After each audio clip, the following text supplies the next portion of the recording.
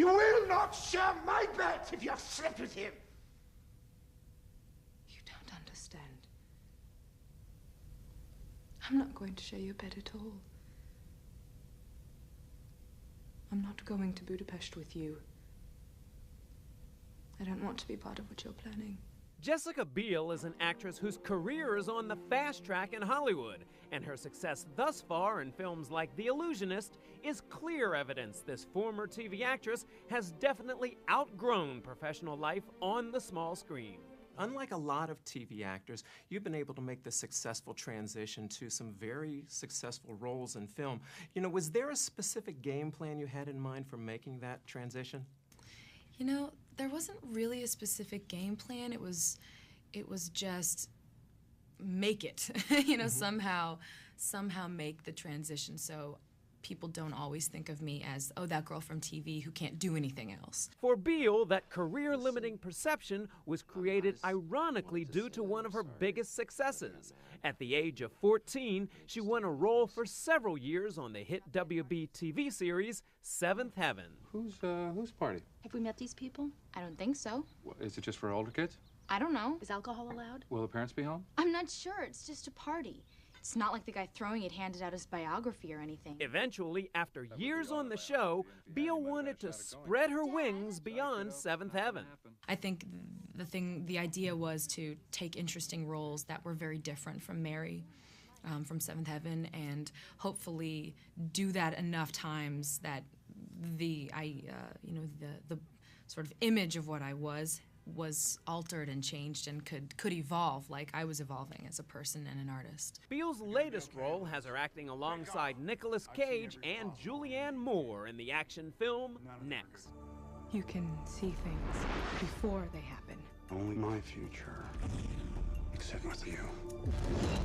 I saw far beyond anything I'd ever seen before. We need to get away from here. Working on this film really set the bar high for you acting-wise, working with Nick Cage and Julianne Moore. How did that work for you?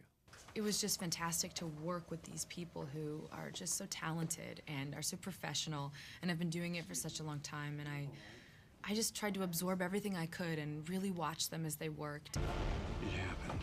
It just hasn't happened yet. Next is definitely a movie filled with action, a genre Biel has had quite some experience with herself.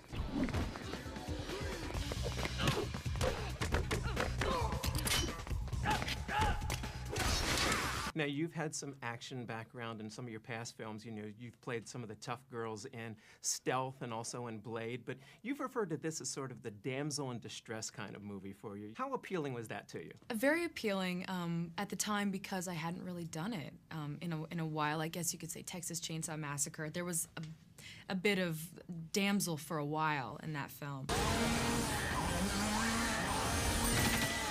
I just like a change. I like to try something different and let Nick and Julianne sort of take the physical, strong parts of or elements of the film and, you know, let them deal with that. And I like trying something a little bit more, you know, more feminine, a little bit softer, a little bit more romantic. Sorry to bother you, but I have a question about the coffee. The bean they use. Isn't that something you should probably ask your waitress? Yes, it is. I love love stories, and I love action movies, so if you can combine those two elements, perfect. But Biel's own rumored love story off-screen is what's generating tabloid headlines. Biel and music heartthrob Justin Timberlake reportedly have a love match going on, though the two remain coy about their relationship. But both Biel and Timberlake do have a shared professional interest. Now, when you were a kid, you started out trained in musical theater. They're making so many musicals in Hollywood now. Would you want to give that a shot at some point? Yeah, I would love to. I would really love to kind of get back to my roots and do that, or, you know, do a play or do a musical on, you know, actually on the stage. I would be interested in that as well. And plenty of admirers are not only interested in Jessica's talent, but her beauty as well. It's no accident Esquire magazine once named Jessica the sexiest woman alive. It's an image Jessica takes with humor. AskMen.com rated you number 5 of the 99 women of 2007. Were you a little annoyed not to get number 1, and what's your game plan to get that top spot next year? AskMen.com. I didn't even know that. So, you know what? That's really flattering. I mean, number 5 out of 99. That's amazing. I don't necessarily have any goals to get to number 1. I'd be happy to stay at number 5 because I think, once you get to number 1, where else do you go besides back?